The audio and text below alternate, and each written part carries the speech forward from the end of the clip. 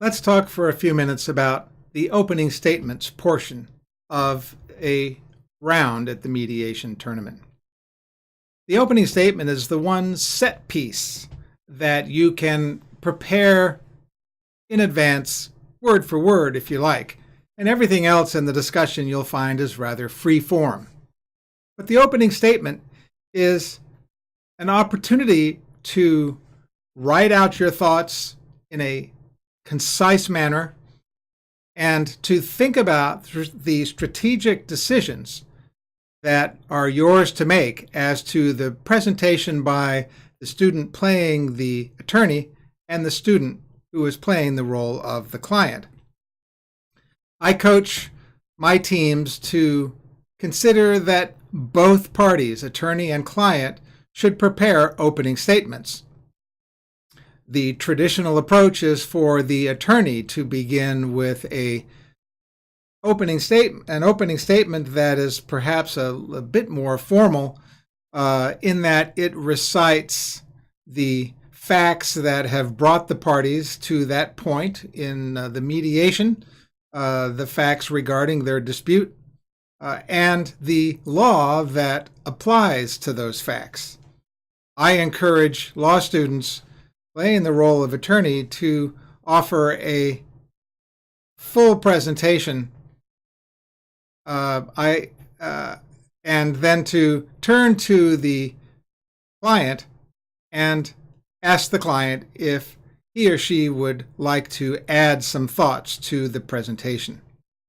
Now, these are strategic choices. I've seen it done in every combination of ways. I've seen some teams have decided to have the client open up with a long statement and the attorney to play a smaller role. These are strategic decisions and will be generated by the facts in the case that you're handling. So a traditional approach, the attorney will make a 5-minute, maybe 7-minute opening statement, turning to the client to offer perhaps a shorter statement. 3 or 4 minutes should do it.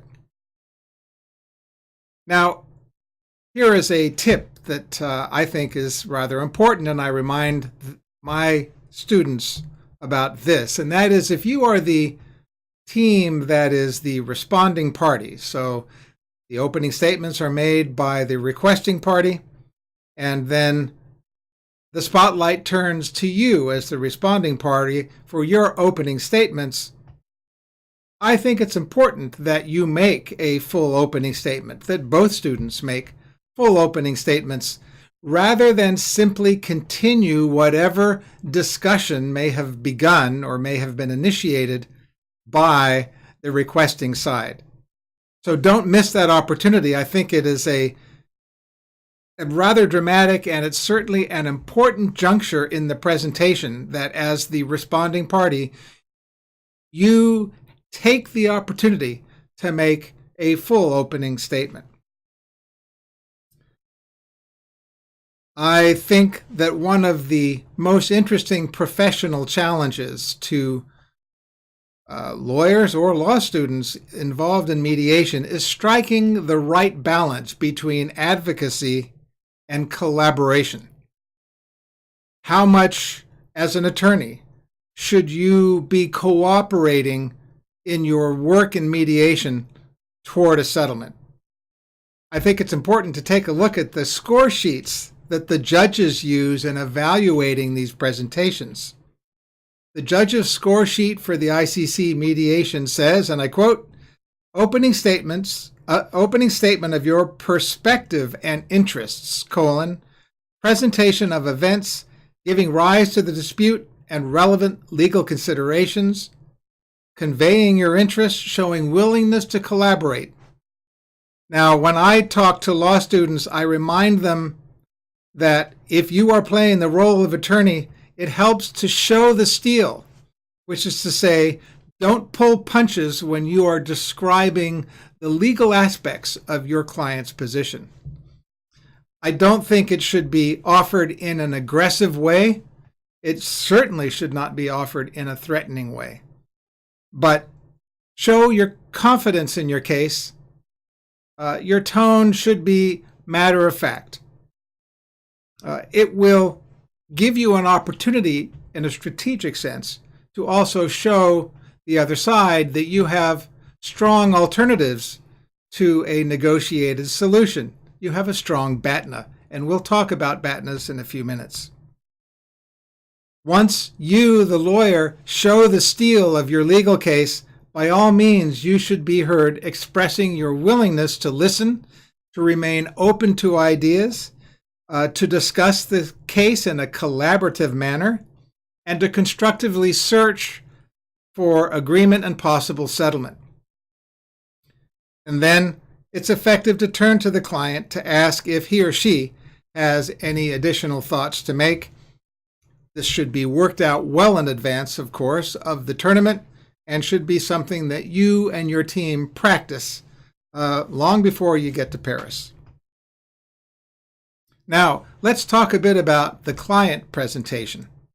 I always encourage my students, if they're playing the role of the client, to speak about and present the facts of that particular case fully in character.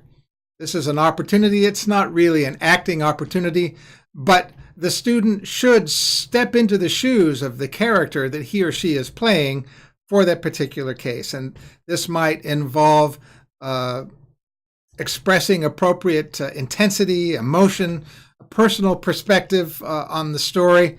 And it's a fun part of presenting these cases, seeing students become the characters that they are playing as a part of the mediation.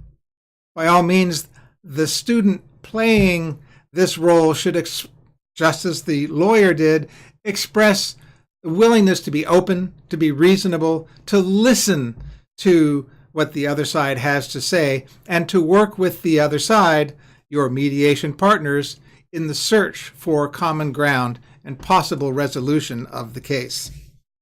Now, the judges will give high marks to student teams that show cooperation between lawyer and client.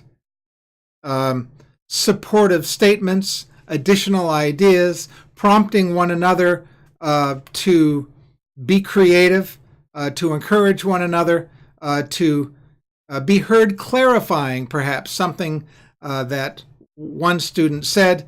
If the student playing the role of the client makes a statement and the attorney thinks it's important to clarify it, that clarification is offered, the judges will give high marks to the team that is obviously cooperative and effectively working with one another.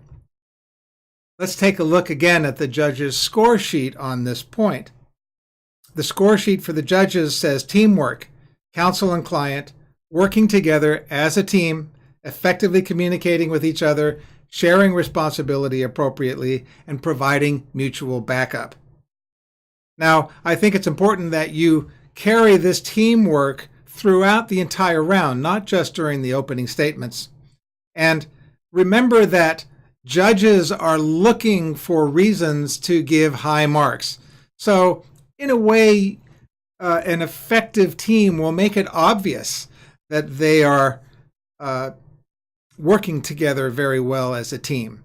This takes some practice, but I remind law students that it's important that they be seen by the judges to be working in a supportive and collaborative fashion.